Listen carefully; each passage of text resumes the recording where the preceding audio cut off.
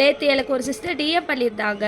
RCH ID வாங்குறதுக்கு card போடுறதுக்கு LLF ப்ரூஃப்லாம் வந்துட்டு கேட்பாங்க அப்படின்னு சொல்லிட்டு அவங்களுக்கு தான் இந்த வீடியோ. ஸோ அதுக்கு வந்துட்டு உங்களுடைய உங்கள் ஹஸ்பண்டுடைய Aadhaar card PAN card original xerox எடுத்துகிட்டு போகணும். அப்புறம் வந்துட்டு மதருடைய பாஸ்புக்கு அது வந்து கவர்மெண்ட்டு தான் இருக்கணும். மோஸ்ட்டாக இந்தியா போஸ்ட் வந்து புதுசாக க்ரியேட் பண்ணி ஒரு சேவிங்ஸ் அக்கௌண்ட் போட்டு இந்தியா போஸ்ட் அக்கௌண்ட் எடுத்துகிட்டு வாங்கன்னு சொல்லுவாங்க. ஸோ போகிறதுக்கு முன்னாடியே இந்தியா போஸ்ட்டில் ஒரு அக்கௌண்ட் ஓப்பன் பண்ணிக்கோங்க. அது இப்போ இல்லை, ஃப்யூச்சர்லேயும் கண்டிப்பாக உங்களுக்கு வந்துட்டு ஹெல்ப் பண்ணும். அது இல்லாமல் ஈஸ்ட்ராம் அப்படின்னு சொல்லிட்டு ஒரு கார்டு எடுக்க சொல்லுவாங்க. கார்டு மாதிரி இல்லை, ஒரு ஜெராக்ஸ் காப்பி மாதிரி வரும், ஒரிஜினலாக வரும். 150 ரூபா வாங்கலாங்க எனக்கு பண்ணும்போது.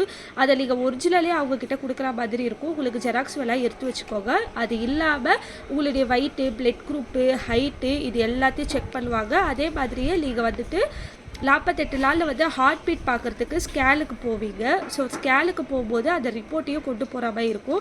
அதுக்கப்புறம் இந்த மாதிரி ஒரு நோட்டு கண்டிப்பாக எடுத்துகிட்டு போகிற மாதிரி இருக்கும். இந்த நோட்டில் தான் அவங்க எல்லாத்தையுமே வந்துட்டு ரிஜிஸ்டர் பண்ணுவாங்க. அதே மாதிரி ஆர்சிஹெச் ஐடி வந்துட்டு அள்ளிக்கே உட்கார வச்சு கையோட பண்ணி அனுப்புவாங்க. ஸோ கையோட பண்ணும்போது உங்கள் மொபைலுக்கு ஒரு மெசேஜ் வரும், இல்லை பை ஆர்சிஹெச் ஐடி வந்து ரிஜிஸ்டர் ஆகிடுச்சு அப்படின்னு சொல்லிட்டு. அப்படி வரலனா நீங்கள் ஏதோ மொபைல் நம்பரை தப்பாக கொடுத்துருக்கீங்கன்னு அர்த்தம்.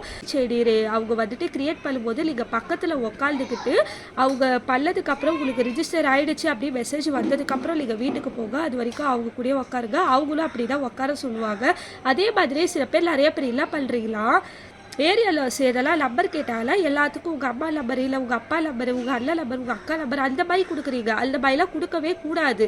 எப்பயுமே கொடுக்கும்போது யோசிச்சு கொடுங்க. ஆதார் கார்டில் நீங்கள் எல்லா நம்பர் ரிஜிஸ்டர் பண்ணியிருக்கீங்களோ அதை தான் கொடுக்கணும். உங்களுடைய ஆதார் கார்டு மதருடைய ஆதார கார்டில் இல்லை இருக்கோ அந்த ஃபோன் நம்பரை தான் கொடுக்கணும். அப்பா நம்பரோ அண்ணன் நம்பரோ அக்கா நம்பரோ யாருதையும் கொடுக்கக்கூடாது. இந்த ஆர்சிஹெச் ஐடி பேஸ் பண்ணி தான் உங்களுடைய பாப்பாவுடைய பர்த் சர்டிஃபிகேட்டும் உங்களால் வாங்க முடியும். ஸோ கொடுக்கும்போதே கொஞ்சம் கேர்ஃபுல்லாக பார்த்து கொடுங்க. ஓகேவா?